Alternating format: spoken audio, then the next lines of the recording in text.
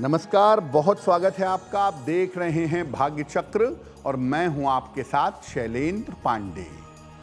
आपकी कुंडली में बहुत सारे दोष हो सकते हैं, बहुत सारे शाप हो सकते हैं। अगर आपकी कुंडली में किसी तरह का कोई शाप है, कोई दोष है, तो आपको चिंता करने की आवश्यकता नहीं है। सावन के महीने में आप अपनी कुंडली के शापों का, दोषों का नाश कर सकते हैं। आज बात करेंगे सावन में शापों का कैसे होगा नाश। सबसे पहले जानते हैं कि शाप होता क्या है और आम जीवन में शाप को कैसे समझा जाएगा। देखिए, किसी व्यक्ति के द्वारा किए गए दुष्कर्मों के कारण उसे लंबे समय तक इसका फल भोगना पड़ता है। कभी कभी ये फल इतना कठोर होता है कि ये जन्म जन्मांतर तक पीछा करता रहता है। जब आपके द्वारा दुष्कर्मों के फल का कारण और निवारण पता ना हो तो इसको शाप कहते हैं। जैसे इस जीवन में आप बहुत ज़्यादा कठिनाइयाँ भोग रहे हों, तो ये पूर्व जन्म के कर्मों का प्रभाव हो सकता है और इसको शाप कहा जाता है। दुनिया में तमाम तरीके के शाप होते हैं जो अलग अलग कारणों से पैदा हो जाते हैं। संतान ना होने का शाप, उन्नति ना कर पाने का शाप, अपयश मिलने का शाप, बहुत सारे शाप ऐसे होते हैं जो अलग अलग कारणों से इस जीवन में आपके साथ बने रहते हैं। शाप कैसा भी हो और कोई भी हो, भगवान शिव के अलावा शाप का निवारण कोई नहीं कर सकता। भावी मेटि सके त्रिपुरारी, बिना भगवान शिव के आपके शापों का निवारण नहीं हो सकता। अब आप किन लक्षणों से जानेंगे, कैसे जानेंगे कि आपके जीवन में शाप का प्रभाव है? लक्षण क्या हैं? अगर कुंडली में राहु की स्थिति खराब हो, राहु की स्थिति निगेटिव हो, तो शाप समझना चाहिए। कुंडली में अगर सूर्य और राहु का संबंध बने तो भी इसको पूर्व जन्म के कर्मों का प्रभाव यानी शाप समझना चाहिए। चंद्रमा और राहु का संबंध अगर कुंडली में है तो ये भी शाप का एक कारण बनता है। कुंडली में शनि के साथ अगर राहु का संबंध हो तो ये भी एक प्रबल दोष है, प्रबल शाप का कारण बनता है। राहु अगर कुंडली के 8वें स्थान में बैठा हो, राहु कुंडली के 8म भाव में बैठा हो, तो जीवन में शाप होता है, उसकी संभावना बनती है। हाथ के बीचों बीच में अगर तिल हो तो पूर्व जन्म के कर्मों की छाया इस जीवन पर होती है और शाप जैसी स्थितियां जीवन में बन जाती हैं। देखिए, ऐसा नहीं है कि शाप अपने आप आपकी कुंडली में आ जाते हैं। अपने आप जीवन में प्रभाव डालते हैं, ऐसा बिल्कुल नहीं है। आपके कर्म जो होते हैं वो ऐसे होते हैं जिनकी वजह से जीवन में शाप आपको मिल जाता है। किस प्रकार के कर्म को करने से शाप मिलने की संभावना बनती है? अपने दायित्वों को अगर आप ठीक तरीके से नहीं निभाते, जिसकी वजह से लोगों को कष्ट होता है, तो जीवन में शाप की संभावना बन जाती है। बिना आवश्यकता के, बिना जरूरत के अगर आप हरे वृक्ष कटवाकर अपने स्वार्थ के लिए प्रयोग करते हैं, तो ये भी शाप का कारण बनता है। बिना विशेष जरूरत के हरे पेड़ कटवाना शाप का बड़ा कारण होता है। अगर आप गर्भपात करते हैं या करवाते हैं, विशेष रूप से स्त्री गर्भ की हत्या करते हैं, तो ये महापाप है और इसका शाप भी आपका पीछा नहीं छोड़ेगा।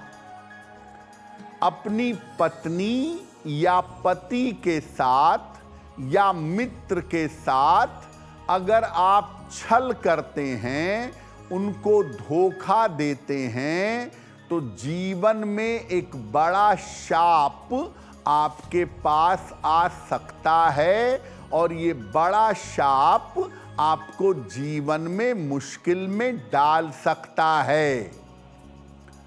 अगर आप अपने गुरु की आज्ञा नहीं मानते, अपने गुरु की आज्ञा की अवहेलना करते हैं और अपने गुरु का अपमान करते हैं, तो ये महापाप है।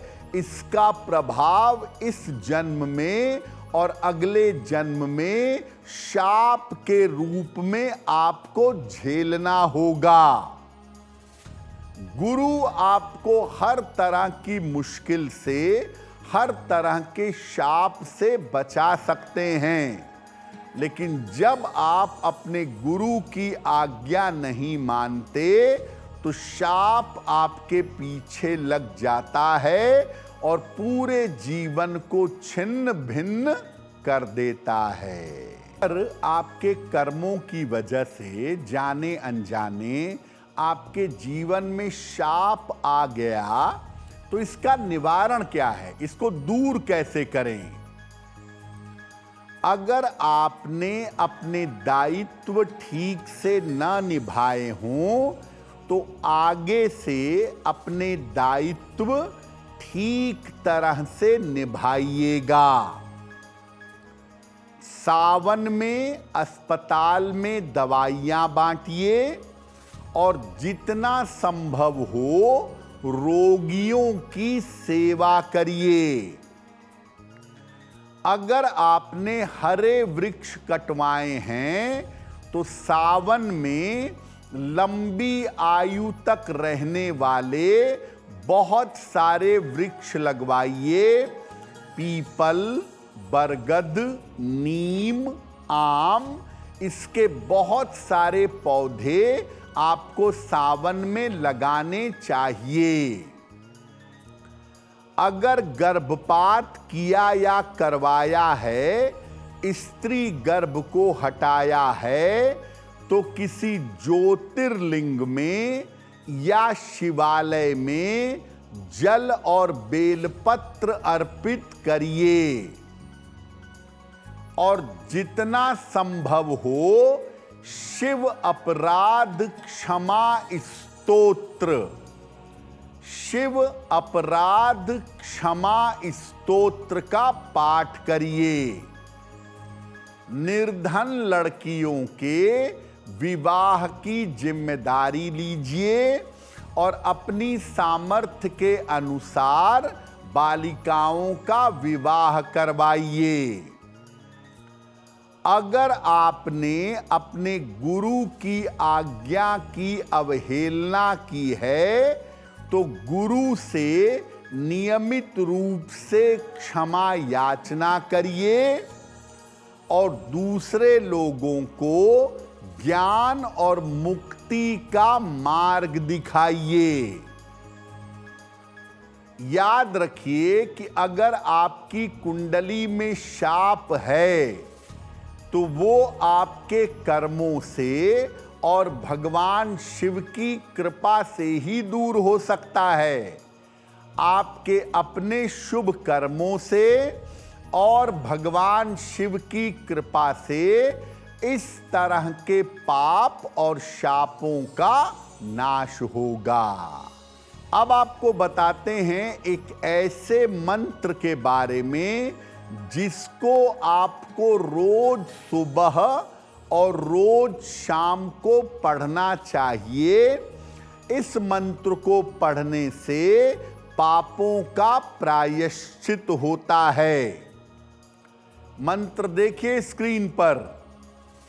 कर चरण कृतम वा कायजम कर्मजम वा, कर चरण कृतम वा कायजम कर्मजम वा, श्रवण नयनजम वा मानसम वा पराधम, श्रवण नयनजम वा मानसम वा पराधम, विहितम अविहितम वा सर्वमेतत् क्षमस्व, विहितम अविहितम वा सर्वमेतत् क्षमस्व।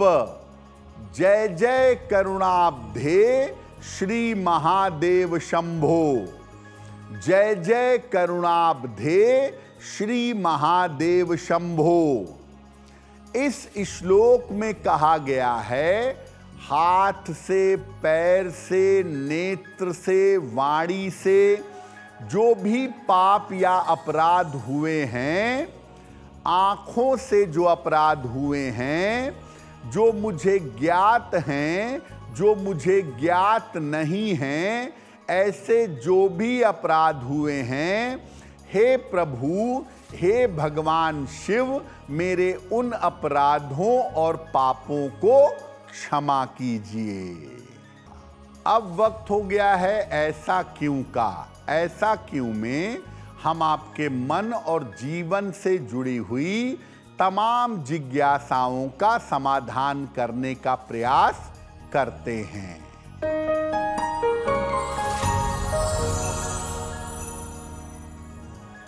सावन के महीने में पवित्र नदियों से ला करके शिवलिंग पर जल चढ़ाने की परंपरा पाई जाती है। ऐसा क्यों?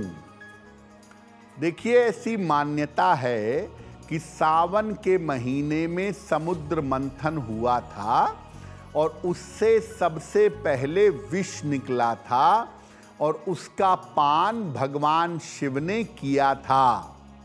विष का पान करने से शरीर में गर्मी और उग्रता पैदा हुई, जिसको शांत करने के लिए भगवान शिव के भक्तों ने उनको जल चढ़ाकर शीतलता प्रदान की थी। तब से ये परंपरा चली आ रही है कि सावन के महीने में पवित्र नदियों से जल लाकर शिवलिंग पर अर्पित किया जाता है। अगर आप मुझसे जुड़ करके अपनी समस्याओं का समाधान चाहते हैं और चाहते हैं कि आपकी समस्याओं को ज्योतिष के माध्यम से सुलझाया जाए, तो आप हमसे संपर्क कर सकते हैं, जुड़ सकते हैं एस्ट्रो तक पर।